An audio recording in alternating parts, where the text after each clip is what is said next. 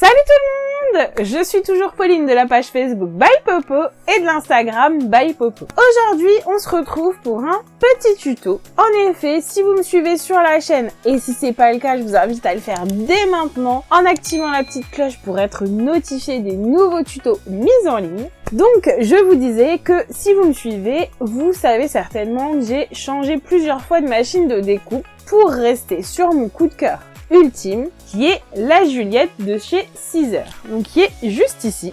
Et du coup, moi j'aime pas trop que mes machines prennent la poussière. Voilà, le capot il protège super bien, j'ai pas de soucis vis-à-vis de ça, mais le petit écran il y a vite de la poussière dessus. J'aime pas trop quand ça s'engouffre un petit peu à l'intérieur. Et je trouve que une housse sur une machine, ça fait élégant dans le bureau, je trouve. Donc à la fois pour le côté propreté et pour le côté esthétique, je vous propose ce tuto ultra simple de housse que j'ai créé moi-même. Donc j'ai quand même un petit peu réfléchi sur la taille du patron, etc. Et donc vous voyez, ça va pas tout à fait jusqu'en bas. L'idée c'est de pouvoir laisser du coup les pattes faciles d'accès. Et puis il y a quand même des grosses broches à l'arrière. Et du coup, fallait pouvoir tout recouvrir.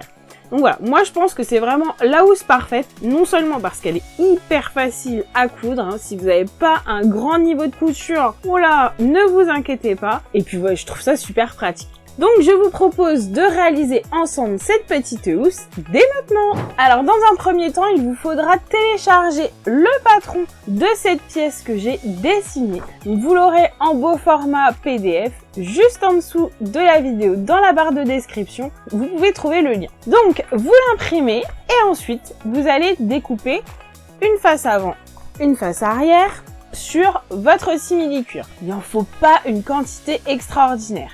On va dire que 50 cm sur la laisse du tissu, ça suffira. Moi, j'ai choisi un joli simili-cuir de chez Tissue Price parce que j'aime beaucoup leur qualité et surtout, il y a tellement de designs disponibles que je me suis dit que j'y trouverais forcément mon bonheur. Alors, pour tout vous dire, la version que je réalise aujourd'hui, puisque j'ai déjà une housse, n'est autre que pour la personne qui m'a vendu la machine et que j'adore. Il s'agit de Créatrice Broderie Machine, et comme elle adore les papillons, le choix était vite trouvé. Ensuite, on va découper, donc faites bien attention au sens du tissu. Une longueur dans le sens du tissu de 64 cm et une hauteur de 41 cm. Donc moi je vais découper ça en premier sur mon simili-cuir.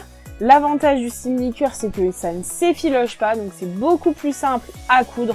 Il n'y aura pas d'autres finitions à faire que votre ligne de couture. Et ensuite je vais donc découper une fois sur l'endroit, une fois sur l'envers, cette petite pièce.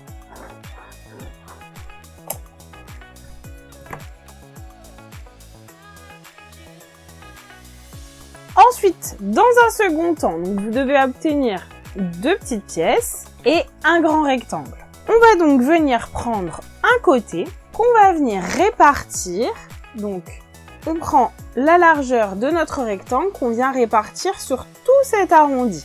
Je vous conseille d'utiliser plutôt des petits clips de ce genre parce que les aiguilles, ça fait des trous dans le simili-cuir et c'est beaucoup plus simple à utiliser.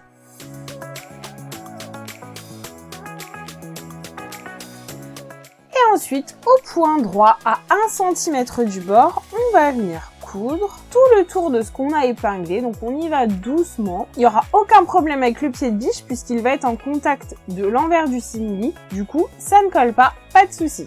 Allez, c'est parti. Alors, on y va doucement. On met bien la grande pièce en dessous puisqu'elle va être entraînée par les griffes d'entraînement et comme elle est un petit peu plus grande que l'arrondi, ça va un petit peu rectifier l'excédent de tissu qu'on a par endroit.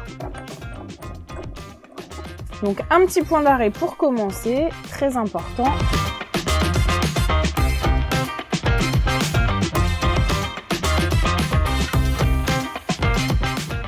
Donc on retourne notre ouvrage sur l'endroit, donc ça donne ça. Alors si vous êtes puriste en couture, vous pouvez cranter la couture à l'intérieur, mais franchement, avec la raideur du tissu, ça se positionne très bien. En fait, il n'y a pas besoin d'aider l'arrondi, mais si vous préférez le faire, vous pouvez. Donc cranter, c'est un ciseau, vous savez, avec des petits triangles, et on va venir dégarnir cette marge de couture sans franchir le fil qu'on vient de coudre. Hein. C'est ça le challenge.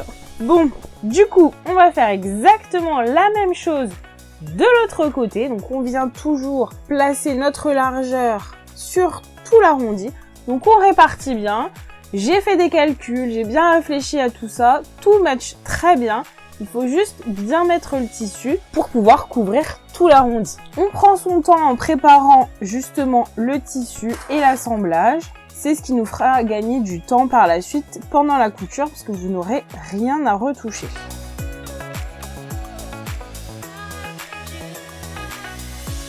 Donc, même procédé que tout à l'heure, on vient coudre à 1 cm du bord de tout l'arrondi.